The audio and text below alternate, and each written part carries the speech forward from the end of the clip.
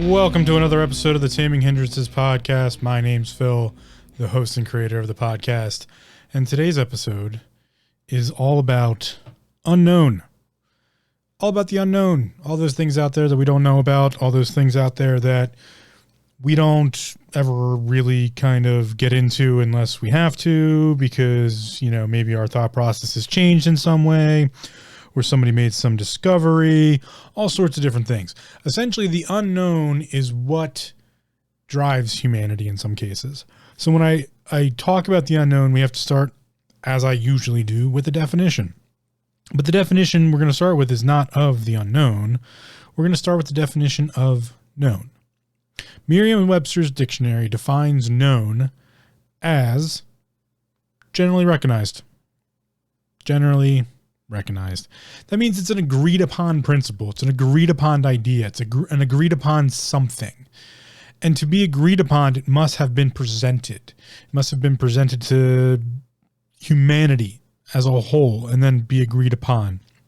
It used to be, way back in the day, early, pieces of language came together, and then the early pieces of the English language came together, and the word known was used as a statement mostly. It was to be known, or it was known. You could be known. And that later got its own connotation that goes into the sexual connotation of, to know someone is to be intimate with them at a personal physical level. It could also have been said that someone was known by an individual. X knew Y. Or X knows Y, and that would have maybe symbolized a union of sorts. And that's a generally recognized thing, right? So when we look at known, we have to understand that it's generally recognized. So you could say, oh, X knows Y. It's a generally recognized idea that those two people are together. That is a known thing. Or, we could go into modern society and we could say, Newtonian laws. Known.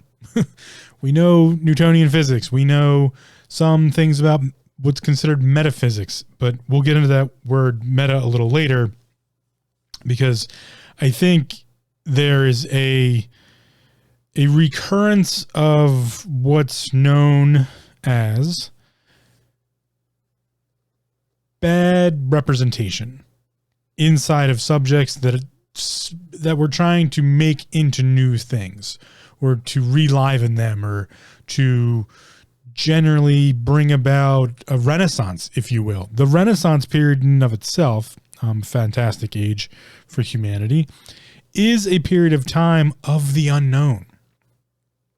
The Renaissance was the bringing forth of the unknown to then be known, and it changed the world. It changed society. It changed all sorts of different things.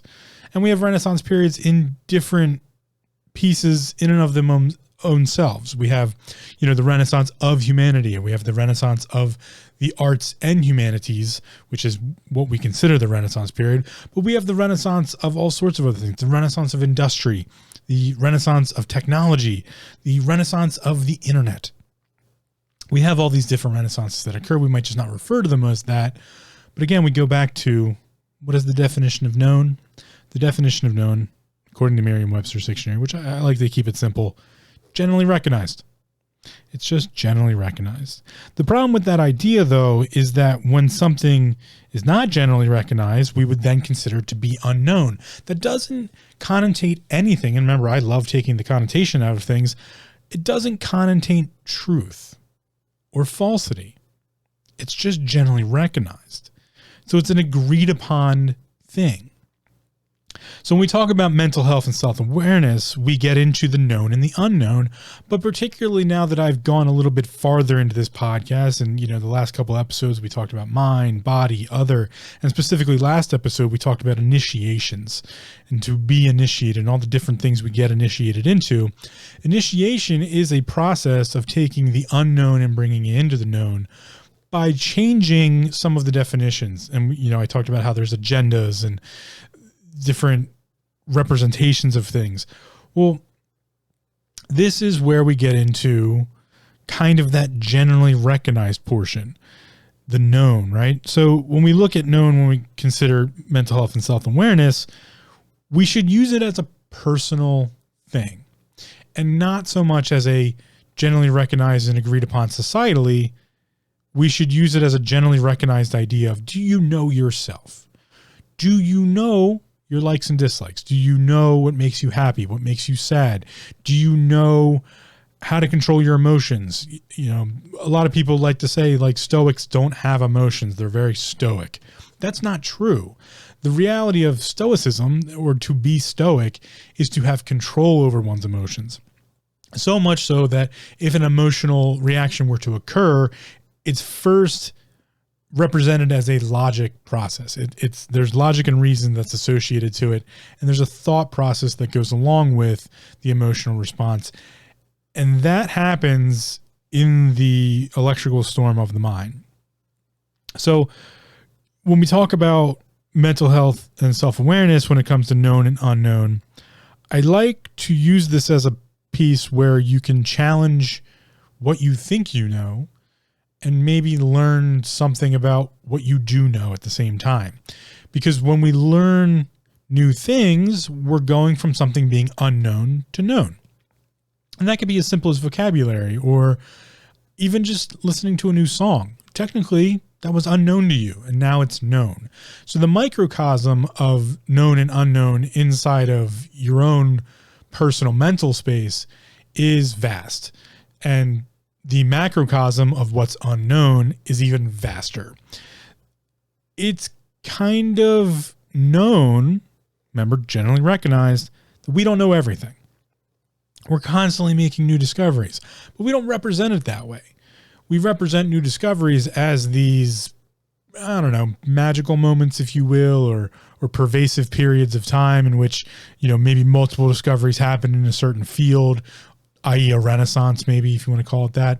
But to be known is generally recognized. So like math, science, all of these things are currently generally known or generally recognized, or i.e. known. But inside of each of those things is a piece of unknown. And this is where I love to take the macrocosm and the microcosm and kind of just mash them together and just see what happens when you do that. So if we take the known and unknown of the world in which we live in, science, math, language, social interaction, society, humanity, all the different things we've talked about on this podcast, and all the different things you do in your daily life, all of that. And then look at all of it together. The planets, everything you could possibly think of. That's the whole macrocosm of the known and unknown. And there's much more probably unknown than there is known. That's fair, I would say. And then we look at the microcosm. My likes, dislikes, your likes, that kind of thing. What's your favorite movie, favorite color, the superficial, the deeper stuff, all of that's considered the microcosm, and they'll smash them together. What's the weight to known to unknown? It's probably still more toward the unknown. Oddly enough, there is a theoretical process to say we'll never know everything. And that's not just because our lifespans are a certain amount of time, or, humanity might die off, or those types of things. It's that there is an infinite possibility of discovery, but there is a finite possibility of understanding. And this is the conversation I had, essentially, if we're just making it very short, about the differentiation of body, mind, and other. And specifically that section of other we talked about in episode 24. Again, I'll say it one more time. There is an infinite amount of discovery. Well, the balanced infinite is finite. And finite is the amount of understanding we could possibly have. It is theoretically possible that humans only have so many capabilities. And that would logically track if we look at animals and even just monkeys. We say, according to our known, our generally recognized understanding of where we came from, as far as evolution is concerned, we come from primates. They have a finite understanding of the world in which they live in. They don't build things like we do. They don't, make gigantic civilization pieces like we do. They don't build cities and these types of things, but they do have a finite understanding of it. They build little societies and communities, and they have hunters and most of them don't really hunt. Gatherers. They have gatherers, and they have the mom, and they have all these different societal pieces that we kind of have at a finite level. So it means they've kind of achieved their known ability. That being said, there's always a infinite possibility. So it's possible we just haven't watched them long enough. And there's that old adage that if you put enough monkeys in a room with typewriters, one of them will produce Shakespeare. If you have an infinite number of monkeys, one of them will produce Shakespeare. It's just an old saying.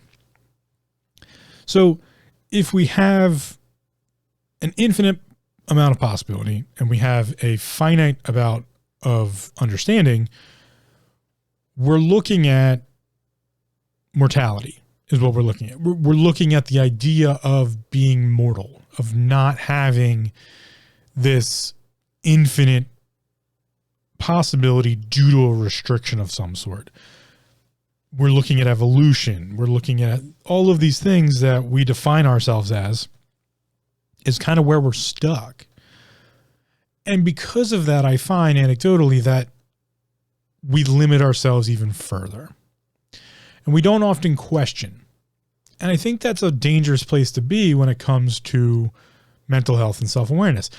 When we stop questioning, we're only left with the knowledge we have. And remember, I've said many times, there's a difference between knowledge and wisdom. Knowledge is knowing the answer to a question. Wisdom is knowing where to find it. Well, there's another piece to that I've never added in, and I'm going to add it in today, is we have knowledge and we have wisdom and we have adventure. And I know it doesn't really all kind of, it doesn't sound very poetic. It's not, knowledge and wisdom. Yeah. And then adventure. Well, adventure is that curiosity, if you will. So maybe you want to say it that way. Knowledge, wisdom, and curiosity. I think that maybe sounds a little better. We have knowledge and wisdom, and knowledge is knowing the answer to a question. 1 + 1, 2 + 2. What's pick a question. It doesn't matter. But that idea only works in the known because it's generally recognized. So we can say, yeah, you are true or you are false. It's a binary option. Knowledge is a binary situation. Yeah, we have subjectivity and objectivity, and we can argue that all day long. But when it comes to knowledge itself, it's binary. You either know or you don't know. It's either known or unknown. And known is just, again, a generally recognized idea. So we have knowledge, and then we have wisdom, and wisdom is knowing where to find that answer. If you don't know the answer to a question, if it's unknown to you, you can know where to look for it. And that's a deeper step to understanding. It's a deeper step to life, essentially. It's a much deeper step to our mental health faculties. If I don't understand why I'm feeling a certain way, or what's causing me to be lethargic or to be down, maybe however you want to define it, then it's best, if I don't know that answer, to then at least have wisdom. So maybe I can go look. Have I been working too much? What are the questions I can start to ask to maybe get to the knowledge that I'm seeking? And that's true for any question ever. That's why we have things called ways of thinking, which I'll get into in a little bit here. But I'm adding in today this piece known as curiosity or adventure. And curiosity is, curious. Curiosity is a motivating factor in some cases. And so much so that we've had multiple different connotations of the drive known as curiosity. We've even created that whole statement, curiosity killed the cat. Well, curiosity maybe has killed many things and many people, animals alike. But curiosity is also something that we share across almost all species and organisms. Curiosity is a drive of motivation to find out the unknown. And without curiosity, we would never evolve. In fact, we would probably have died out. You know, if we go along with, I guess what would be considered the current new theory of the evolution of the human mind, as far as its change from our previous ancestors till now, as far as the genetical coding and going and brain size. You know, we have monkeys, we're hanging out in the trees, and that's our way of survival. Is, you know, you have the hominid, which eventually becomes upright, but you have, before they have, you know, these monkeys hanging out in trees, and then they stop doing that and they start walking on the ground because they're able to throw things to protect themselves instead of climbing the trees to protect themselves. And then you have these hominids who walk across the earth, and when they're doing that, they're finding these mushrooms that are psilocybin by nature or something along those lines, and we get neurogenesis due to these intakes of different things. Not only just psilocybin mushrooms possibility, but also just the fact that we're eating different things because we have a curiosity to do so. And by eating different things, we're taking in different nutritional values, and we're able to create different health structures due to our new nutritional values. I'm not the one to explain it all. It's a very interesting theory, but that theory goes along with the logical understanding of curiosity being a driving, motivating factor to do something. Simply to want to know. I just want to know. But maybe I don't have the wisdom, so what do? I don't have the answer, so I don't know. And no one else knows, so we don't have a generally recognized answer. So I don't know, you don't know. What do we do? Well, luckily, mentally, somewhere along the lines, we created a process to go about even not knowing where to find the answer, so not having wisdom, but to seek it out. And that process is curiosity. And thus you can say curiosity killed the cat, because, I mean, there's all sorts of ways to foul this process up. You know, at some point in time in our evolution, if that's, you know, the common known idea we want to recognize as we are evolved in some way or another. I say we could probably argue that if we wanted to. We could find other theories that might be possible. But a good agreed upon one right now is the theory of evolution. And at some point in evolution, you know, there was this person named Darwin, and Darwin came up with Darwinism.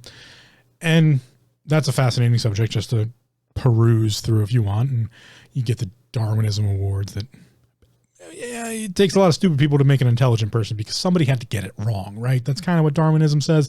Is we had to create intelligence, curiosity had to have killed some people, because without that having happened, we wouldn't know, oh, that's poisonous or that's dangerous, or, you know, we, yes, have instinctual nature, but how far does that go?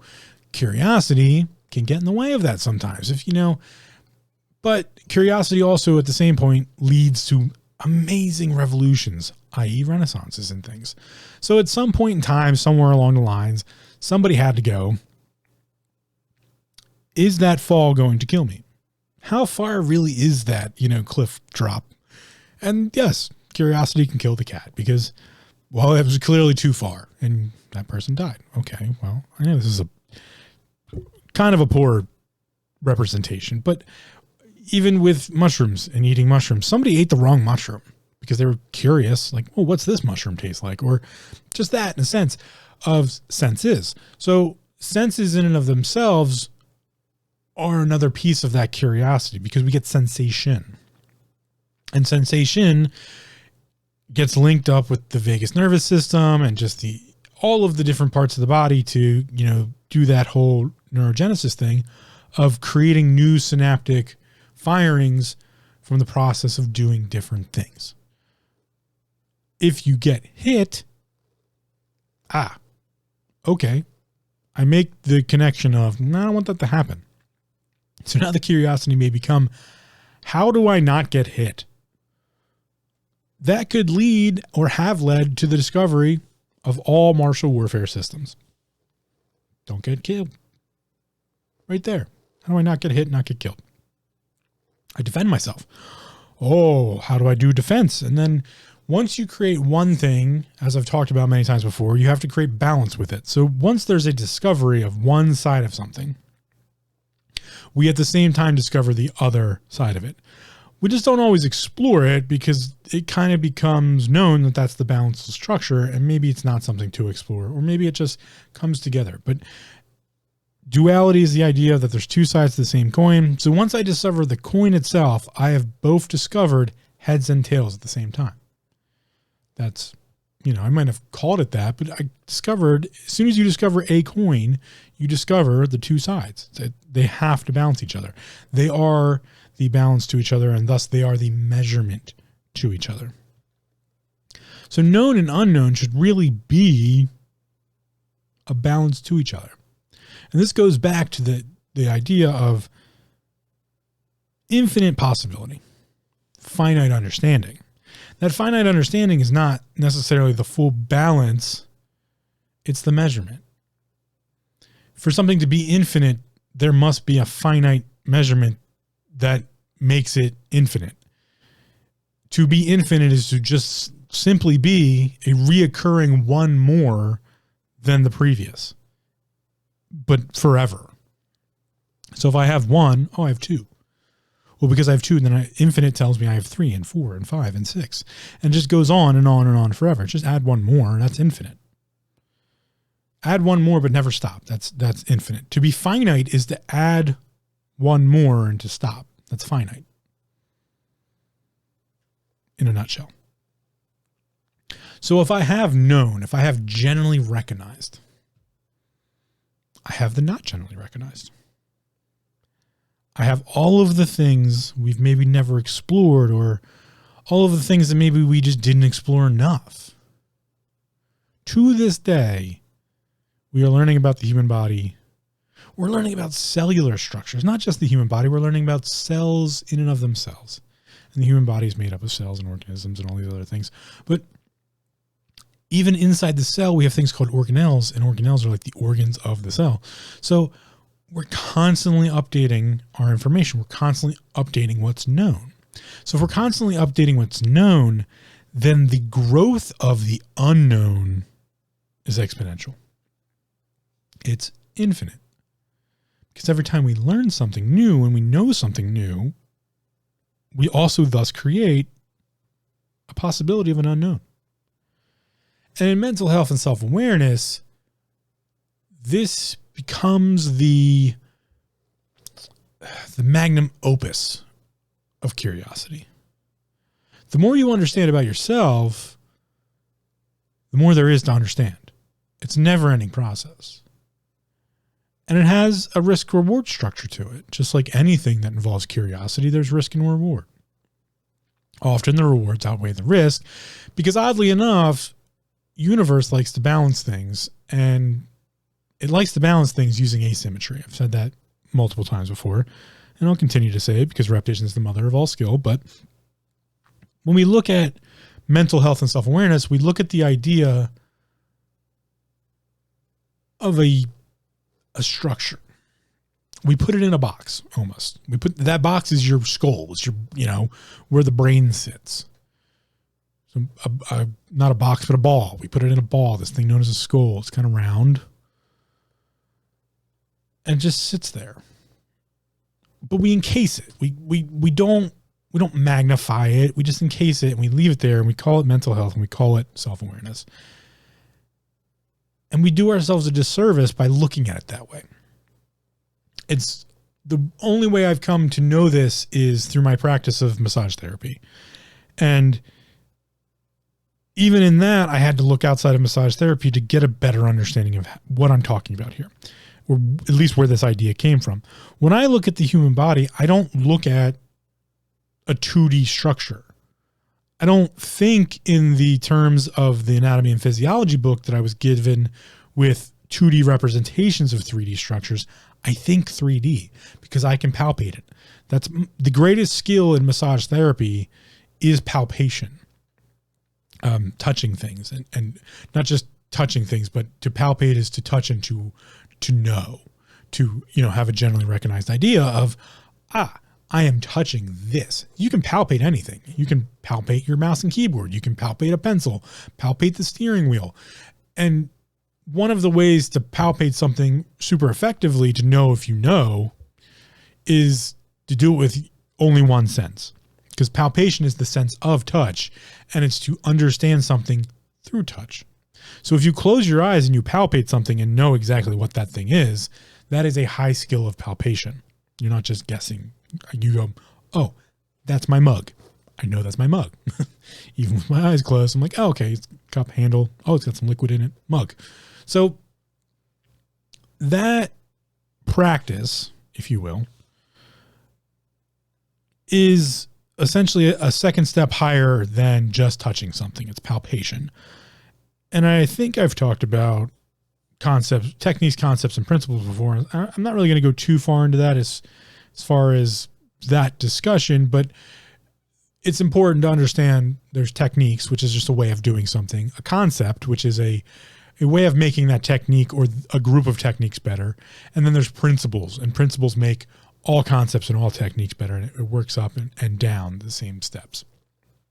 So if I were to look at mental health and self-awareness at a more principle level, I have to look outside of just this 2D idea of I have a brain, a mental health structure inside a skull, and that's where I'm living.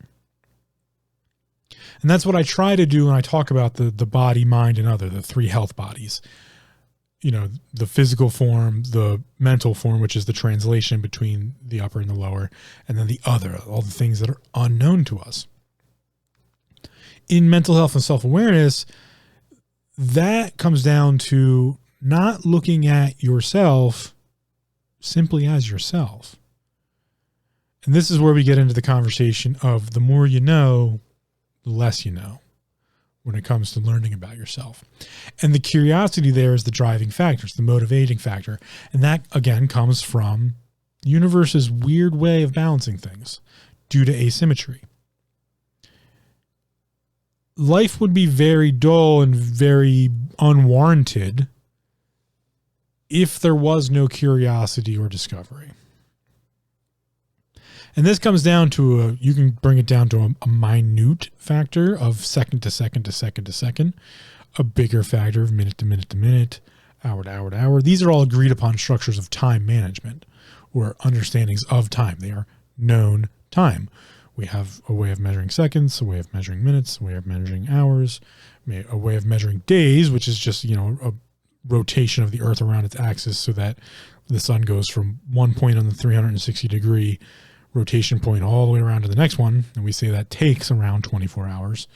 But those are known, recognized, agreed upon measurement structures. In the bigger, grander, universal idea of it all, there's repetition. The earth rotates. The sun moves through the universe. Thus, we move through different points in reference. Or you could say simply that there's movement, a principal opportunity, because it's opportune. It's continually attempting to do so, of the universe's movement.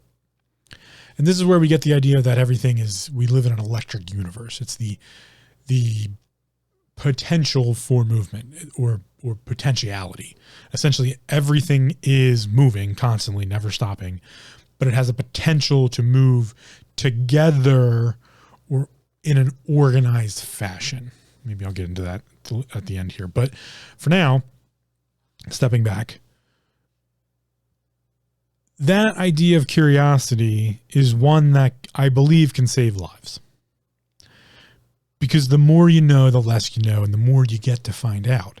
And it's one of the last bastions of humanity that still exists in. I think it's really tough for someone in today's modern society to find a niche in which they can express their curiosity fully in a way that it brings them a reason for being. Because without reason for being, we find institutional understanding of mental disorders. Without curiosity, we're left with the mundane or the not worth it. We get stuck in a world where there was nothing more. And it's very easy to find that world not worth it. So without curiosity, I suppose we could argue that we don't have consciousness. Because consciousness, living in that electric universe, is the potentiality of continuing to move in a direction that is not stagnant. That's one way to look at it. So, stepping back slightly, the process of self-awareness is never ending. For good reason. The more we try to understand about ourselves, the more there is to understand. And if that wasn't the case, we wouldn't do it. Because in this modern day society, there's not much more to discover easily, or that we can do with reward. And that comes down to a chemical process of just getting dopamine. You know, our bodies like dopamine. Dopamine's the reward chemical. And they like serotonin, you know, these types of things. They kind of go hand in hand. But dopamine's that reward chemical. Eating cheese might give you dopamine, you know, all sorts of things provide, you know, maybe coffee, caffeine, because that gets the adrenal going, and then there's a dopamine rush. It's the reward chemical. Anything you do that you enjoy gives you dopamine, so you're constantly looking for more things to enjoy. Now, at first, the monkey brain, that was just food. I need calories to move. ATP production requires caloric intake, and caloric intake is what allows me to keep living, so I need to find more food. So you would get dopamine from finding food. So then, you know, hominin, us walking across the ground, we find a mushroom. We're like, ooh, food. Yum, yum, yum, yum. Awesome. Dopamine. And then maybe with that came, you know, this whole psilocybin thing that created neurogenesis. And neurogenesis would create dopamine because we're essentially making our brains bigger. But I digress on that fact. Maybe another time. That dopamine reward system is the idea of adventure. To go on a grand adventure or to live life. And we don't have a lot of ways to do that anymore beyond entertainment because there's not a lot of easy discoveries left. It used to be a child could walk out in the backyard and discover an entire adventure worth of dopamine reactions. There was new plants and animals and bugs and sounds and smells and sights, all these different sense apparatus that could be flourished with amazing processes. And dopamine would come with that. So much so that the child would want to get out of bed every day to go out into the woods to find new things, new ideas, new adventures. Then we invented the internet. And a lot of that went away because you can just go on the internet and do that. And you can learn about all these new things and new processes. But what the internet brought about was the death of individual adventure. Instead, it brought together a collective adventure. And that collective adventure showed us the monstrosity we now live with. The monstrosity we now live with, which I believe is one of the most dangerous things to someone's mental health, is someone else already did it, and they did it better than I did. And they had an experience. And I can watch their experience and know that it's known, it's generally recognized this person did it the best. So instead of the little fish in the little pond, everyone is now a little fish in a fucking ocean. There's no big fish in the little pond anymore. There's just little fish in the ocean. And every once in a while, there's a shark. And the shark ruins it for everybody. Because the shark showed off. And the shark let everybody know, I did it the best. And that's not necessarily wrong, because the ecosystem requires all of these things. But when it comes to mental health, it's a monstrosity. It is nearly impossible to get away from the fact that it's very easy to watch someone else do something and find a dopamine reaction from it, because we can recognize what's happening instead of doing it ourselves. And thus, we are not learning about ourselves. We are simply learning about something else in a group format in which there's a known, a general recognized best. And we don't question it. There's not a lot of people out there nowadays trying to be better than someone else because they enjoy that. This is known as competition. And instead, we've created this tiered idea of there's professionals at the competition, and that's the only thing that's worth it. Why do it if I'm not doing it at a pro level? I'll just watch them do it. And then, I mean, you do have a subset of the population that still, practices amateur this or amateur that, but we call it amateur. Like it's lesser in some way. But it's not. Because the practice is self-awareness. I used to play some amateur volleyball. I wasn't that good. I played a libero. I'm kind of short. So, I didn't really have a high vertical. I have long arms, so that helped. I could hit a spike if I had to. It probably was going to get blocked, but if I had to hit one, I could hit one. But, there was other ways for me to enjoy that because I just I didn't do it to be the best at it. I just enjoyed playing volleyball. So I did. But I knew a lot of people who got discouraged the fact that I played volleyball with someone who was like 6'7" and could hit anything. As long as you put the ball in the air, he was going to put it down the line and no one was going to stop him. Because that's what he did. He played volleyball, as a sport. He was well trained, but his physical presence on the court was so imposing that other people would be like, oh, they would just get discouraged at the idea that they had to play this individual instead of enjoying learning about themselves playing volleyball. And that is the massive differentiation I find in the martial community compared to the martial arts community, and also in the martial arts community itself. When you get someone who practices for the enjoyment of learning about themselves, you find someone who's A, more self-aware, but also B, better.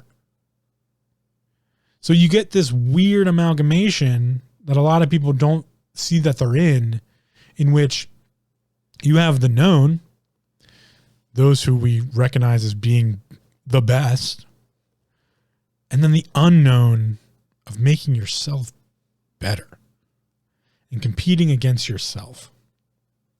And those are the people I find get the most enjoyment out of things, but they also just get the most out of things. And this is that idea of the infinite possibility, but the finite understanding. And the finite understanding we're usually left with is, someone's better than me. So what's the point? Instead of, maybe I'll get better. And maybe I'll have measurable results. But we kind of grew up in a period of time, I'm talking people even in their 70s, 80s, 90s nowadays, still kind of grew up in a period of time of the reference of time where things happen quickly. When the reality is things happen very slowly. because we're just using a measured reference of known time. Yes, you're going to have the idiot savant. You're going to have the gifted and the talented and the amazing individuals that get born out of just pure genetics. That doesn't really mean it has anything to do with you. And this is the world we live in now, where the internet has become this monstrosity of you can measure yourself against someone else. Compared to the original world of humanity, in which the individual measured themselves against themselves, unless they were in competition for the reason of being in competition. The child could go out and find new things every day. New types of grass or plants or animals. They could make new discoveries in the fields of all sorts of different things. New ways to build things, new ways to mine things, new ways to bake things or cook things. There's always these new ways to do things. And now we've kind of run out of those because the collective has gotten better. We created this monstrosity known as the internet. And we were able to share information. Before, it would take forever to share a new process for doing. Would maybe have to travel from one tribe to another tribe, and that might have to be due to barter of a tradesperson who did travel tribe to tribe as a salesperson, and then essentially bartering for the information because they walked into a place and they were like, how'd you build that? That's pretty cool. Look at that structure. That's a giant house compared to the little, mini houses everybody else has been living in. That thing's massive. How'd you build it? Oh, we can't tell you that unless I'll tell you what, I'll give you 16 furs. You tell me how you built that thing. And then they go to that trader goes to the next town and goes, hey, guess what? I know a new way to build things. What's it worth to you? And we find this information trade. And the information trade is the trade of the known to the unknown. And you can do it with yourself. We just don't anymore because, again, internet, giant society. Remember, no connotation here. I'm not saying these things are good or bad. I'm just saying these things are things. And the internet has become a monstrosity. It is a gigantic monster you cannot get away from. And it's, by monstrosity, I'm kind of going into the idea. A monstrosity is not just a monster. It's like a chimera-like idea of it's just a monstrosity. Look at it's nearly unbelievable. I don't understand this thing. So we come to a point of, well, what do you do? How do you get out of the cycle? It's not bad that we share information, building methodologies, farming technologies. They make society better. New inventions and new understandings make society better as a whole, but it's really hard for someone to do that. It's 4 years of college, 2 more to get, some general understanding of a specific field, and then years of practice to come up with new research that maybe comes up with a new development nowadays. There's not much more for us to find out in the fields in which we're in. I'm going to harp on this in a little bit, but first, before we get to that point, that's kind of where we're living in. So we have this idea, I said I was going to get into it later. This is the first later of meta. What is meta? Because that's a term that's being thrown around, and it's been a term that's been, we've had metaphysics, we've had meta-transcendentalism, we've had all these metas. And now we're getting into the metaverse. Meta is a prefix. We use it to put in front of other words to mean something. The meaning of meta, which is a derivative of met, is more comprehensive or transcending, to become better than the previous. So we must be very careful who gets to use meta. Meta also, or met also, is a prefix to mean a study thereof, or a progression. to progress something. So you have people calling this new stuff that we're looking at nowadays the metaverse. Well, that would be a progression of the verse. I'd like you to look a little bit deeper into that because I might get into it another time, but I just want to look at meta right now. So we have to look at meta as the progression of, more comprehensive, transcending the previous. So we have things like metaphysics. Doesn't mean they're right. They might not be known yet. They might not be generally recognized, but they are new possibilities. And so we can have a meta of our own selves. We can have a transcending and more comprehensive understanding of our psychosis or our being. We can have meta consciousness. That would be a possibility, is to have a more comprehensive consciousness. Maybe it is possible for humans to have telepathy, to have kinetic understanding of something else. Maybe it is possible for us to have what's considered transcendental experiences, out-of-body experiences. Maybe it is possible for us to have telepathy and or telepathic abilities, such as the kinetic versions, which would mean we could move things, telekinesis. To have any possibility of that, we need to have ways of thinking that are better known or just more readily used. So some of the ways of thinking I'd like to make you aware of are things like retroduction. And retroduction can be, I consider retroduction slightly different because I take it from the Greek methodologies, which comes from first principles thinking, which I'm about to get into in a second. But retroduction is sort of kind of in combination with what's known as abductive reasoning, which is logic inference. It's logic that this is happening. But abductive reasoning is a methodology based on an individual whose name I unfortunately forget. But if you just look up abductive reasoning, that individual will come up. They created it, I believe, in the early 1900s. It's a methodology of what's known as abductive reasoning or logic inference. Greek retroduction follows that to some extent, but I use Greek retroduction because it's a little bit more broader and easier for me to use. Greek retroduction essentially is infinite amount of possibilities. I've already said that, infinite amount of possibilities, finite understanding. That's Greek retroduction. So I have infinitely possible things, but I have logic and reason. So I can whittle down the possibilities and I can get rid of the fringe stuff and come down and get into a nice narrow field of what's actually possible. Okay, this is possible. Now what's probable? Okay, these are the probable things of these possibilities. And then I have a good base to work from. That's Greek retroduction in a very quick understanding. Then we have first principles thinking. And first principles thinking is something a lot of very intelligent people use. Measurably intelligent. Objectively measurably intelligent, not just subjective. But even subjectively, a lot of people who use first principle things, people are like, oh, that's person's smart.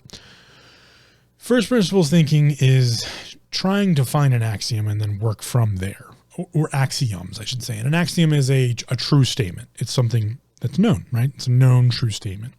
So you typically have an idea or a hypothesis, and then you ask questions to find the axioms, and the axioms are the true statements that can be made. And then you can find principles from those axioms. Techniques, concepts, principles. That's a methodology of first principles thinking. We also have logic and reason. Logic and reason is statement and argument. And logic and reason can be applied. It's more of a technique way of thinking. Remember, technique, concepts, principles. Logic and reasons, I guess that'd be conceptual idea. It's to have a statement and then make an argument that backs up that statement. This is generally how we look at hypotheses. I have a hypothesis, I have a guess, scientific method. I make a statement. Then I back up with arguments, with testing, and then maybe that statement is true, maybe it's false. I don't know. We also have what's known as morals and ethics. And morals and ethics are, I don't know if I'd call them conceptual. I guess supposedly they'd be conceptual, but it's the ways of thinking when it comes to morals and ethics is we have a known right and wrong, which is morals. Morals are just an agreed upon set of what's right and wrong. And then ethics is the group of morals, is the way to think about that. So we have all these different ways of thinking: retroduction, first principles thinking, the use of logic and reason, morals and ethics. What do we do with them? Well, we question.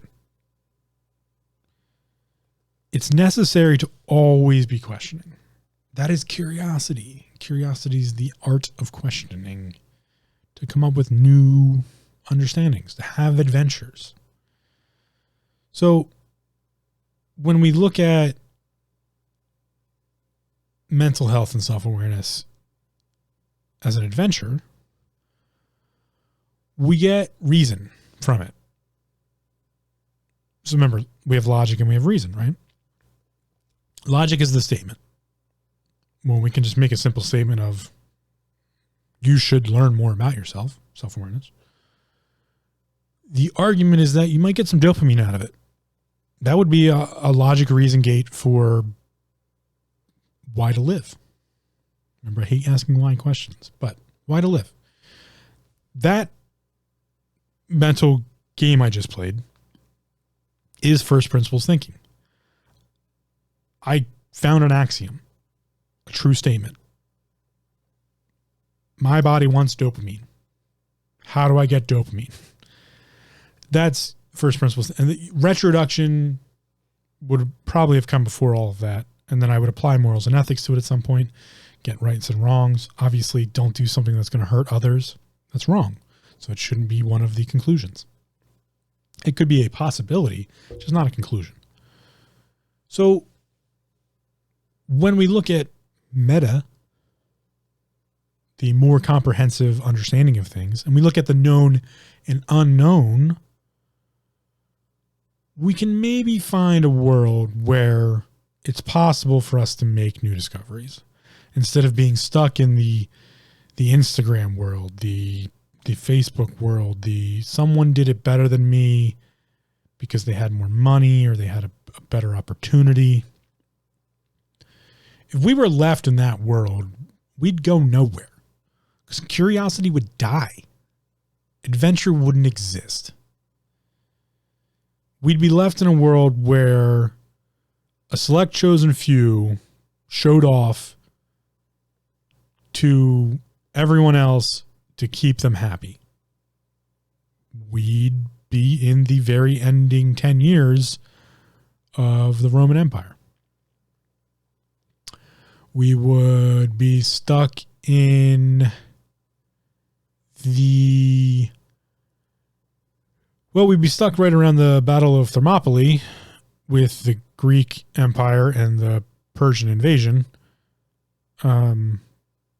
We'd be stuck at the end of the Ottoman Empire with the use of opium to control the masses, and then we'd also be stuck at the beginning of the takeover of the Ottoman Empire through the inclusion of the silver trade to back the opium wars. We'd be stuck there. We'd get all these periods of time where we just got stuck. There'd never be a renaissance. In fact, we'd have what's known as the Dark Ages all the time. And the Dark Ages are dark because no one wrote about them, because nobody wanted to. There was nothing to write about. Shit just sucked. And we've had periods of time like that through all of history. But humanity somehow claws its way out of it. Somehow. We don't really understand completely how. But there's just this weird motivating factor I call curiosity that makes us seek out more wisdom, to get more knowledge, or to change a piece of knowledge so that we can be wiser. It's just this never-ending curiosity. But that's at the macrocosm. At the microcosm, in the human system of just my own consciousness, that can be used. In your own consciousness, that could be used. What are you curious about? Do you feed your curiosity? Do you enjoy reading certain literary subjects? Do you enjoy doing research about things?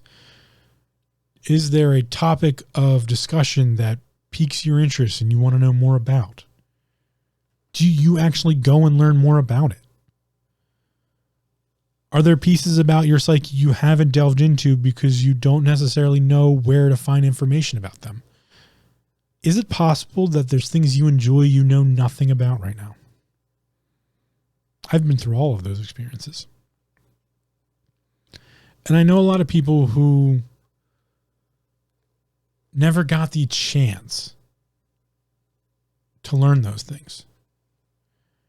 Because oddly enough, most creatures have the ability to learn. Mice learn very well. When you put a piece of cheese in a maze, they learn the most opportune route to get to that cheese. That cheese is dopamine. It's their reward. They get dopamine from eating the cheese because the cheese means survival. So it's known that humans survive. In fact, we survive so well, we're kind of like a virus. You just replicate and replicate and replicate, and we take things over and we make the best of it. But there's a whole world of unknown. So it's about time we start looking at it, because there's many more discoveries to make microcosmically in the self-awareness mental health space, and then also macrocosmically in the everything else. There are so many stories of correlation that we never look at because we agree on evolution. And it's a pretty good argument. But where did monkeys come from? Okay, evolution. Well, we constantly find new evidence that we were wrong about everything we know. And that's the greatest thing that can keep happening, because that means the continuation of a species, because this species is really only good at one thing: war. And we war over resources. And the greatest resource known to humanity is information. It's what keeps us alive. We are a being that requires technology to exist. Without clothing, we wouldn't be able to have the societies we have. Not just because it's agreed upon that you shouldn't go outside naked. No. It's agreed upon that if I go out in the cold without a fucking coat on, I'm probably going to freeze to death eventually if I don't have either that coat or a domicile to go into to stay warm, a shelter of some sort, or even a way to, create a fire so that I could boil water, because I need water to survive. If I just eat snow, I'm going to eventually become hypothermic and die. So we require technology. We also live in an electric universe. And we're learning now more things about how cells work and how organisms work and all these other things that follow along this idea of an electric universe. And in this electric universe, the correlation of potentiality is one of the things we don't understand. In fact, we just very nearly missed everything we've ever learned about magnetism. We almost nearly threw it all out and never continued anywhere with it. But the fact is, without magnetism, you can't listen to this podcast. Magnets allow us to record audio. They allow us to record our voices, record pictures, record. Magnets created technology. Without an understanding of how magnets work or how to create magnets, we wouldn't be where we are today. Just wouldn't exist. TVs wouldn't exist. None of this stuff would exist. We also only went so far with it. So much so that we had an individual known as Boscovich, who wrote The Theory of Natural Philosophy, which is the number one book in which Nikola Tesla based most all of his findings on, was reading Boscovich's book and making all these amazing discoveries. And then we threw it all out and we hid it. Because that's what we do. We wage war. And the greatest war we wage is the war on the unknown. It's the war of information. Because if I'm going to fight a war, I need to control information, because it is the resource. It is the resource all war is fought over. Is once you truly get an understanding of martialism, you understand all wars are not fought simply for physical resources. They're fought over information, because information is the greatest resource known to humanity. I can fight war all day over land. I don't know how to use it to create crops, to feed the people. I don't have an army. So it's the knowledge of how to create those, how to plant those crops, how to raise a civilization. If I don't know how to make a fire, I wage war to figure it out, because if I don't, I'm going to die. That is the war that's happened since day one, is a war of information. And war can be fought in many different ways, and we don't think about it that way because it's unknown to most people. It's even unknown that we're at war. It's not generally recognized that we are constantly in a state of warfare. It's what humanity does. We are a warring tribe. We're a tribes of warriors in some ways. And most recently, I spoke to an individual who I kind of had to make a reference in the fact that she was a frontline warrior, even though she didn't know it. Because the war is always a war of information. And if you are someone on the front lines giving out important information or questioning narrative and agenda initiation, as I talked about in last episode, you're thus a frontline warrior. And this doesn't mean you're trying to do harm to some people, although others might take it that way. It's simply the fact that you're trying to be an adventurer of the unknown. Which is why I love D&D. Because D&D allows you to experience that. To be an adventurer, to be a warrior, or a mage, or a wizard, or a thief, or all of these different characters on an adventure, seeking out new knowledge and experience. That's why D&D is great. That's why it stood the test of time for D&D to be that way. Because in the world of known and unknown, those who know have power. Those who don't know are seeking it, because that's the curiosity, the want for information. So I find when you take that back to the microcosm, we talk about mental health and self-awareness, you can use the understanding that you're at war. And some people are deeply at war with themselves.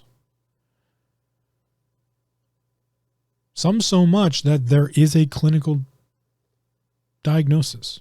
And remember, I don't work in that world. I don't work in the world of major depressive disorder.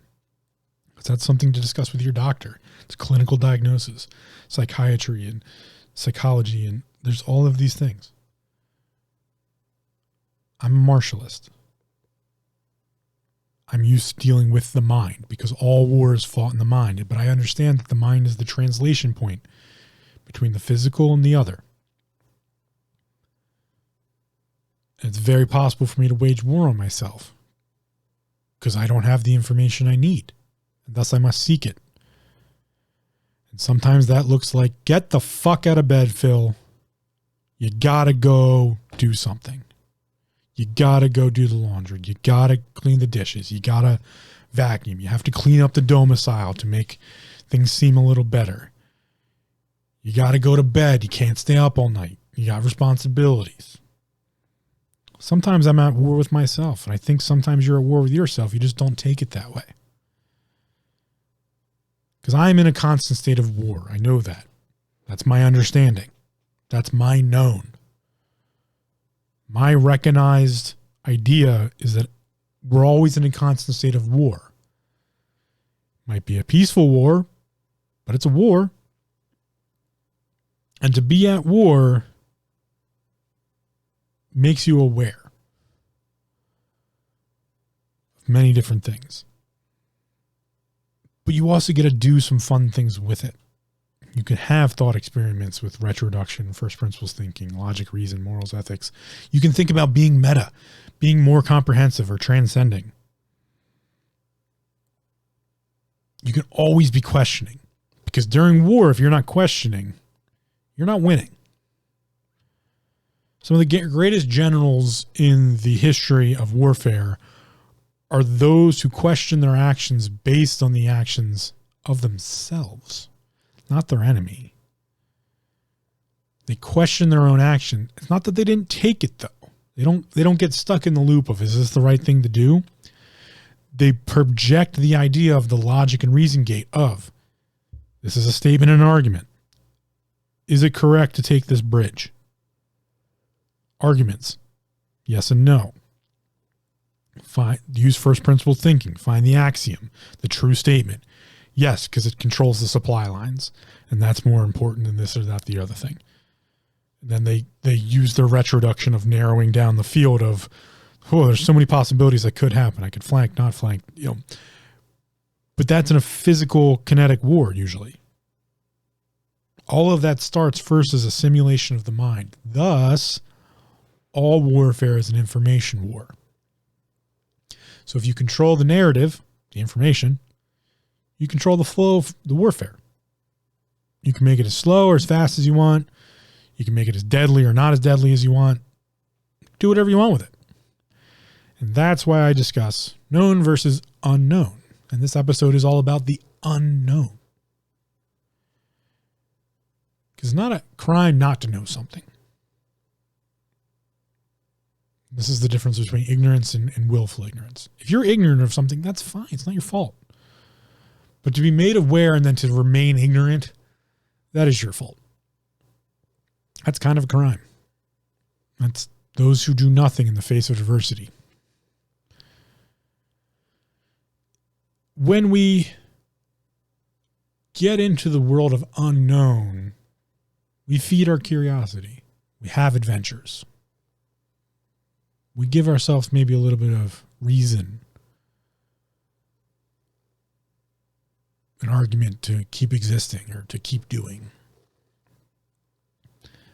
So I challenge your understanding of known and unknown. What is it that you know? What is it that you don't know, but want to or need to? Because you get what you need, not exactly what you want. What are the unknown things to you? What are the possibilities? Have you ever explored them in just a thought process of like, screw it, I'm just going to make some shit up in my head and be creative about it? If I just use one of my own personal examples, if we look at the unknown of the other, the realm of religions and philosophy and theosophy and all of these possibilities of the origination of humanity, where we came from, who we are, why we're here, what we came, or who we came from. Are we made in the image of God? What is a God or gods? We can go through the thought experiment of using retroduction to use all of the possibilities out there, which are a lot. But look at the commonalities using first principle thinking, find the axioms, the true statements. We believe we came from something. Even if you're agnostic, you might believe in evolution, and thus there was a process. Well, the logic and the reason there could be that when we look at old texts and we look at things from antiquity, from the past, it's possible we got the translations wrong. And we take things maybe a little too literally because we think people wrote literally for some reason, which in fact most people write creatively because writing is a creative endeavor. And things like SOPs, standard operating procedures, which is something I used to write, wasn't really the norm. We didn't really write in antiquity using SOPs. SOPs are write it so a baby can do it, and it better be fully logical and reasoned and be able to take it step by step. We didn't really write that way. Look at Shakespeare, fully creative, invented his own words. So if we take kind of that stance, it's plausible that all the gods existed, but they weren't of this world. And thus they could have been aliens. And there could have been some sort of galactic fight we didn't even know about at the time, because we're some harvestable something. We're essentially like livestock to them. And they fought over it. And one group chose one being and another group chose another set of beings. And that was our representation of gods. And thus we have all these different pantheons, because there were all these different beings of representation. Or there was a pantheon of beings, and our cultural recognition of them just differed because all the gods seem to have some commonalities when we talk about the old pantheons of gods. Or if we look at the Hebrew text, specifically I'm going to get this wrong, and I apologize ahead of time, which is pretty common when I talk about these things. It'll come to me. Not the, yes, I'll start off the Talmud. There we go. We have this idea of what we commonly refer to as the Elohim or Anunnaki, those types of things. And I know this is getting into all that like weird, conspiracy theory stuff. But what we could derive from that is that the choice of the Elohim to follow was a choice of a powerful being that was not the first in line. In fact, the Talmud, I believe, references that it was the third most powerful being was the choice to follow for the Elohim. And thus, it could have been possible that there were these supreme, amazing beings that we had never seen before, because they're fucking aliens from an advanced civilization that can travel through the stars, come down to our planet, say, hey, what's up? What are you people? We're going to fiddle with your DNA and genetics because we get some sort of harvested energy from you. Who knows? I don't know. I'm just making shit up. But it's all possible. It's all plausible if you take the thought experiment to that degree. But we come back to known and unknown. It's unknown. I don't know if that's the truth. It's possible that all pantheons of gods were representations of extraterrestrial beings, not of this planet.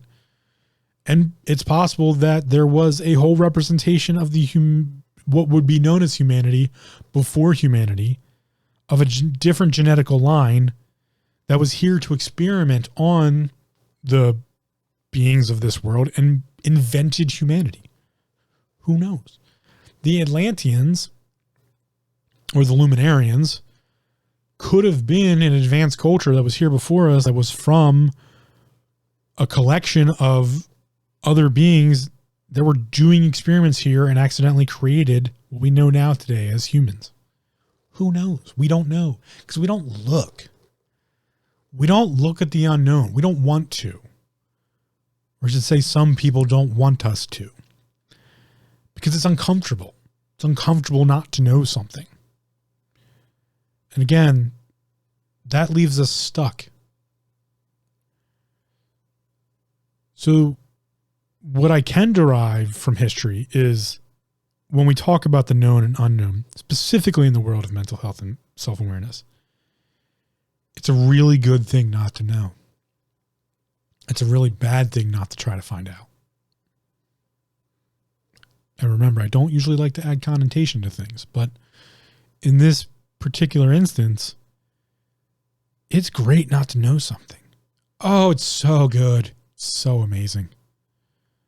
To not know something means I can make a discovery. I can have an adventure. I could be that child for the first time, seeing a new bird, a new tree, eating a new fruit. All of these new experiences.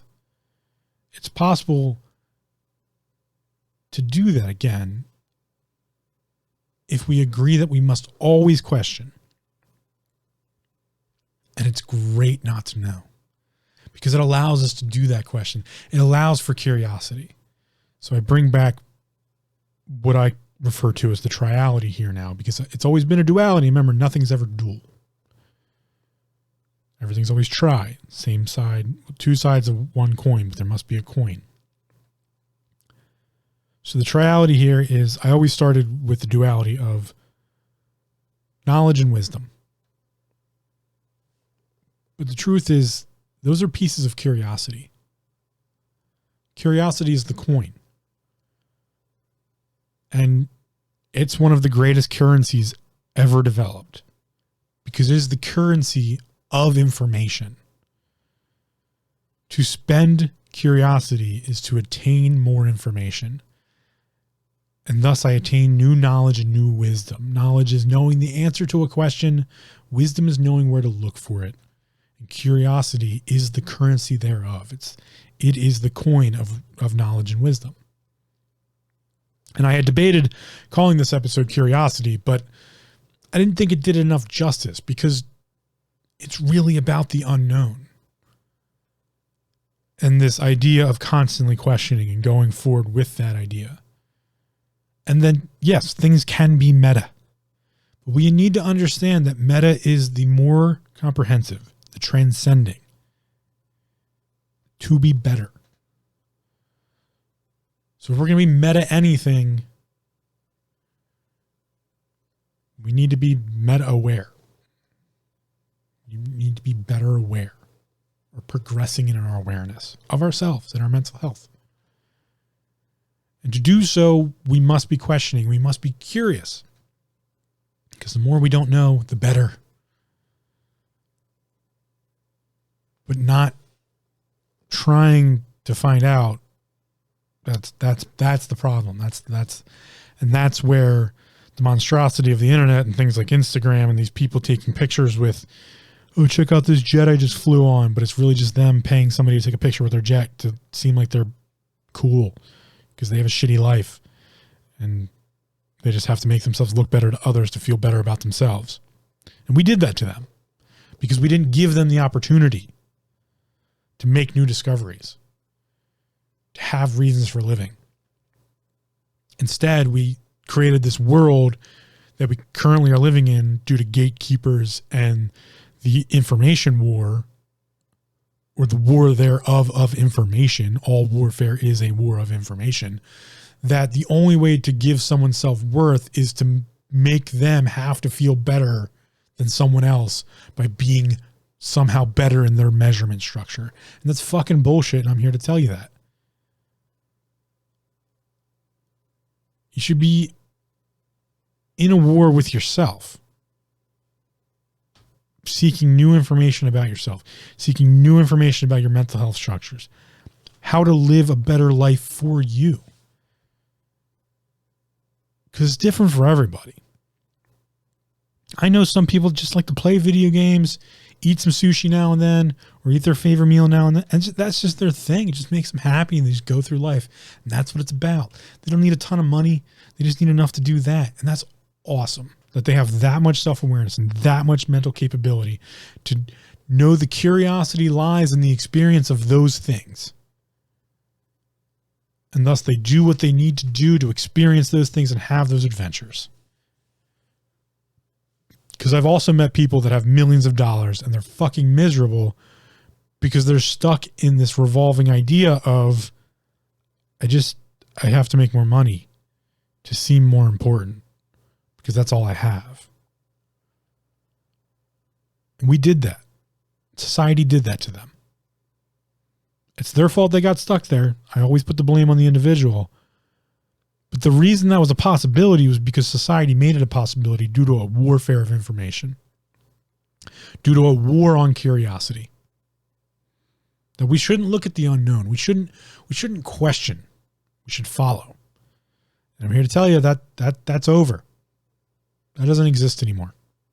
Specifically in the world of self-awareness and mental health. It's no longer a thing. That's why I define depression as being uniquely yours. It's your way of looking at the world, your way of looking at the universe, your understanding.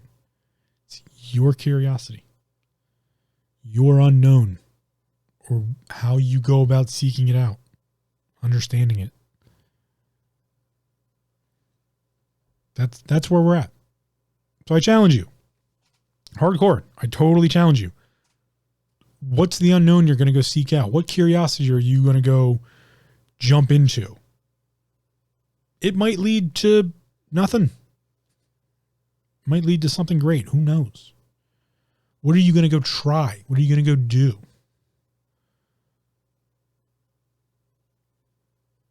You're going to go start your own business, start your own podcast, pick up a new hobby, try a new type of food. The possibilities they're infinite. They're endless. The understanding is finite. It's all knowledge and wisdom, but that's all curiosity. So I challenge you to go be curious, find new things to be curious about, find new unknowns. That was the whole thing Star Trek was based on. New unknowns, new fantastical ideas, all of sci-fi, all of these genres you can look at. The idea of creative writing, even persuasive writing, the idea of creativity is based on curiosity. So go be curious. Find something to be curious about. And maybe tell me about it. Head over to the taminghindrances.com, hit up the contact button, send me something. If you want to hit up the review button, I will read out cool reviews on the podcast. I don't get any, but I will read them out if you send me one. Or if you're curious about something new, maybe check out the archive on taminghindrances.com, where I just put all sorts of stuff on there, book recommendations, things I talked about on the podcast, or things I found interesting, people I found interesting. I just generally kind of just throw stuff up there at almost randomly in some cases. Just, oh, this sounds cool. Put that up there. But go be curious. If it's not in this podcast or on taminghindrances.com, anywhere, just be curious, because we're at war. The war is for information. And the more you have, the better off you'll be. Specifically, when it's a war with yourself, about having more information on what you know about yourself compared to what you don't know, because the more you know, the less you really know. And that's a reason to keep living. Take care. I'll see you on the next one. Thanks for listening. Come check us out at taminghindrances.com for show notes, links, resources, and more. Also, don't forget to subscribe to the show via iTunes, Stitcher, RSS, or your preferred platform. If you leave us a spiffy review, we might just mention it on the show. Now go be awesome, and just remember to breathe.